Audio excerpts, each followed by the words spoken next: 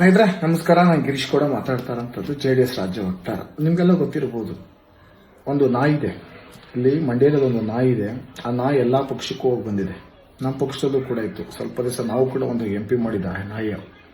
ಇವತ್ತು ಈ ನಾಯಿ ಎಲ್ಲರದು ಕೂಡ ಕಟ್ತಾ ಐತೆ ಮತ್ತು ಈ ನಾಯಿ ಏನ್ ಮಾಡ್ತಾ ಐತೆ ಅಂದ್ರೆ ಬಾಯಿ ಬಂದಂಗೆ ಬೊಗಳುತ್ತಿದೆ. ಸೊ ಹಾಗಾಗಿ ದಯಮಾಡಿ ಈ ಏನೋ ಕಜ್ಜಿ ನಾಯಿನ, ಇದು ಹುಚ್ಚು ನಾಯಿನ ಅನ್ನೋದ ಮಂಡ್ಯದ ಜನ ನಿರ್ಧಾರ ಮಾಡಬೇಕಾಗ್ತದೆ.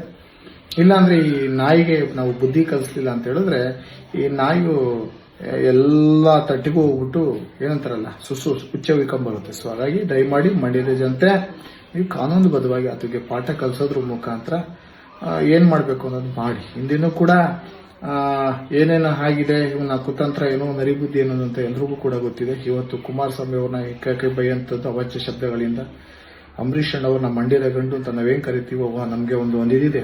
ಅವ್ರ ಕಂಡ್ರೆ ನಮ್ಗೆ ಒಂದು ಏನೋ ಒಂದು ಸ್ಪಿರಿಟ್ ಜೊತೆಗೆ ಒಂದು ಬಾಂಧವ್ಯ ಇದೆ, ಜೊತೆಗೆ ಒಂದು ಸೆಂಟಿಮೆಂಟ್ ಇದೆ ಅಂಬರೀಷ್ ಅಂದ್ರೆ. ಸೊ ಅವ್ರನ್ನ ಬೈಯಂತದ್ದು, ಚಲುವರಾಯಸ್ವಾಮಿ ಸಚಿವರು, ಕೃಷಿ ಸಚಿವರು, ಅವ್ರನ್ನ ಬೈಯಂತದ್ದು, ಯಾವುದೇ ಪಕ್ಷ ಆಗಲಿ.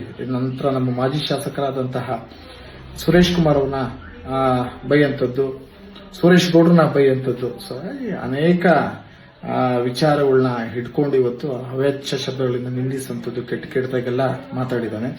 ಸೊ ಹಾಗಾಗಿ ಕಾಂಗ್ರೆಸ್ನವರೇ ನಿಮಗೆ ಗೊತ್ತಿರಬಹುದು, ಯಾರೋ ಒಬ್ಬ ರಾಜೀವ್ ಗೌಡ ಒಂದು ತಪ್ಪು ಮಾಡಿದ್ರೆ ತಪ್ಪು, ಯಾವ್ದೋ ಅಮೃತ ಗೌಡ ಅನ್ನೋ ಒಬ್ಬ ಏನು ಆಯುಕ್ತಿಗೆ ಕೆಟ್ಟದಾಗಿ ಬೈದ ಅನ್ನೋದು ಕೂಡ ತಪ್ಪು. ನೀವು ಯಾವ ತರ ಭೇಟಿ ಆಡ್ಕೊಂಬಂದು ಆತನ ಕೇರಳದಲ್ಲಿ ಬಂಧಿಸಿದ್ರೆ ಅದೇ ತರ ಇವನು ಕೂಡ ಶಿವರಾಮೇಗೌಡನು ಕೂಡ ನೀವು ನಾಯಿಗೆ ಕೊಳ್ಳಿಗೆ ನಾವು ಇದಾಗ್ತೀವಲ್ಲ ಸರಪಳಿ, ಆ ತರ ಹಾಕೊಂಡು ಆತನ ಬಂಧಿಸೋದ್ರ ಮುಖಾಂತರ ನೀವು ಇಲ್ಲಿ ಬಹಳಷ್ಟು ಕೂಡ ಹಾಸನ ಭಾಗದಲ್ಲಿ ಬಹಳ ಆಕ್ರೋಶ ಇದ್ದಿದೆ.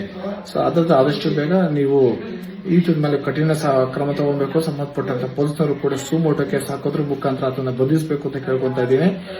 DK ಶಿವಕುಮಾರ್ ಸಾಹೇಬ್ರೆ, ತಾವು DCM ಆಗಿದ್ದೀರಿ, ಇಂಥವ್ರನ್ನೆಲ್ಲ ನೀವು ಪೋಷಿಸಿದ್ರೆ ನಾಳೆ ಸರಿ ನಿನ್ನೆ ಕಟ್ತಾವೆ. ಇದೊಂಥರ ಗಜ್ಜಿ ನಾಯಿ, ಇದು ಒಂಥರ ನರಿ ಬುದ್ಧಿ ಇದ್ದಂಥದ್ದು, ಕುತಂತ್ರಿ. ಸೊ ಹಾಗಾಗಿ ದಯಮಾಡಿ ಮಂಡ್ಯದ ನೀವೇ ನಿರ್ಧಾರ ಮಾಡಿ. ನಮಸ್ತೆ.